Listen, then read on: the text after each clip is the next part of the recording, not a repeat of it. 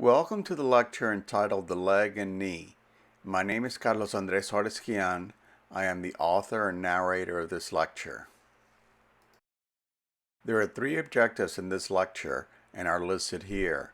At the completion of this lecture, you should be able to describe the muscles that flex and extend the leg, describe the muscles that laterally and medially rotate the leg, and 3. Describe the ligaments of the knee and how they help stabilize the knee.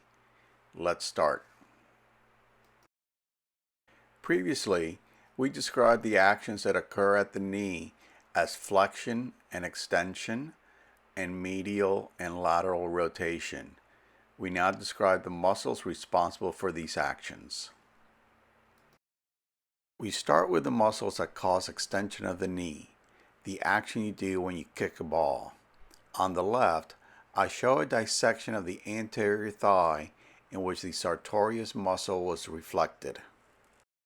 To reveal three muscles, the rectus femoris, the vastus lateralis, and the vastus medialis. These muscles contribute to a muscle collectively called the quadriceps femoris, or quads for short. The quads is so called because it consists of four muscles and together they extend the leg. So where is the fourth muscle? If the rectus femoris is reflected, we can now see the fourth muscle, the vastus intermedius. These are now the four muscles that make up the quads. As an aside, but because someone will someday ask you to explain the difference, what makes up the patellar tendon? By definition, muscles attach to bones by tendons, so the upper part of the patellar tendon is the patellar tendon, whereas the inferior part between the patella itself and the tibia, that is two bones, we expect ligaments to be present. Hence, this part of the patellar tendon is called the patellar ligament. I do recognize that this is a trivial distinction, but believe me, someday you'll be in the clinics and the attending will quiz you about this distinction. Now you're ready. With respect to the function of the tensor fascia lata in extension, its role is to stabilize the knee in extension. It does not, however, cause knee extension. We now move to describe the muscles that cause flexion of the knee, the muscles you use to cock your leg before you strike the ball. And for this we go to the back of the thigh and look at the hamstrings. Remember, these help extend the thigh, but also flex the leg. And two other muscles that help with flexion include the sartorius, remember the talar's muscle, and the gracilis, also an adductor. In addition, posterior leg muscles can also help flex the leg. These are the superficial group of posterior leg muscles and include the gastrocnemius, and when this muscle is cut, the plantaris muscle can be demonstrated. This latter muscle is small and redundant for leg action, hence its tendon is usually harvested by surgeons to do tendon repairs.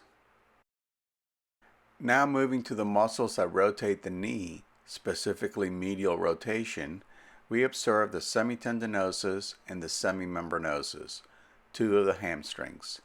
Recognize that this is a left lower limb and orient yourself. Understand how when these muscles contract, they will turn the leg inwards. Whereas lateral rotation is caused by the biceps femoris. Finally, one muscle that needs to be discussed separately is the popliteus. This muscle is described the function of unlocking the knee when it is in the fully extended position. It does this by laterally rotating the femur on the fixed tibia. When the knee is fully extended, however, the muscle helps to stabilize the knee joint by resisting lateral rotation of the tibia on the femur.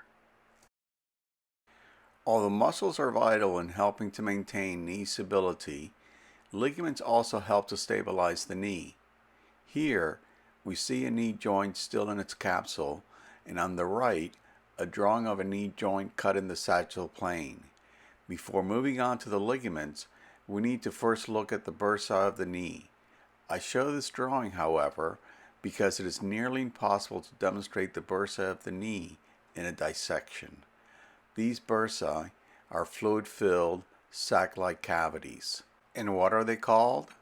They are appropriately called by their location relative to the patella, as the suprapatellar, the prepatellar, and the infrapatellar. The bursae are located where muscles and tendons move over bony joint areas. Their function is to reduce friction caused by muscles and tendons moving against skin and bones, as well as to facilitate movement. Bursae, as you can imagine, can be a source of pain in the knees from inflammation, a condition known as bursitis. Let's now look at the ligaments that are all located inside the joint capsule. On the left, we show a dissected knee from the front. In the middle, we see the knee from the back. And on the right, the superior view of the knee is shown. The medial and lateral femoral condyles are obvious. Here we see the anterior and posterior cruciate ligaments from the anterior and posterior views, respectively. They are clearly more difficult to discern from the superior view, but they are there and labeled.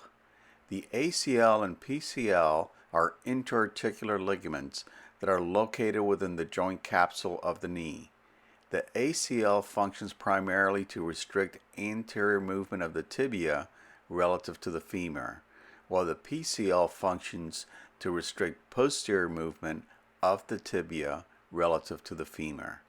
The ACL also contributes stability to other movements at the joint, including the angulation and rotation at the knee joint. The second set of ligaments we observe are the tibial and fibular collateral ligaments. The tibial and fibular collateral ligaments' main function is to keep the knee stable. Note that there is a gap between the fibular collateral ligament and the lateral meniscus. The third set of ligaments are the menisci. The menisci are crescent-shaped wedges of fibrocartilage that provide increased stability to the femorotibial articulation, distribute axial load, absorb shock, and provide lubrication to the knee joint. Note that there is a gap between the fibular collateral ligament and the lateral meniscus. The tendon of the popliteus muscle runs through here. The tibial collateral is attached to the medial meniscus and believed to be the reason that both tear when one of them is injured. The last ligament to observe is the transverse ligament. When the knee is extended, the ligament prevents the anterior horns of the menisci from moving forward, and the condylar surfaces of the femur and tibia from exerting pressure on the menisci. To recap, the anterior cruciate ligament prevents the femur from sliding posteriorly on the tibia and hyperextension of the knee, and limits medial rotation of the femur when the foot is on the ground and the leg is flexed. Note that previously I described the action of the ACL to function primarily to restrict anterior movement of the tibia relative to the femur. Realize that these movements are one and the same, but using different bones as the reference points. A damaged anterior cruciate can be assessed by pulling on the leg forward. If it moves excessively, this is called a positive drawer test and is consistent with a torn ACL. A variation of this test is called the Laxman test. The principles are the same, but the patient is lying on their back instead of sitting down.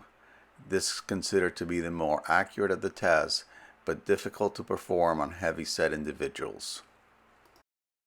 In contrast, the posterior cruciate ligament prevents the femur from sliding anteriorly on the tibia, particularly when the knee is flexed. A similar test to the drawer test can be performed to assess for a torn PCL, but in this case, the leg is pushed backwards.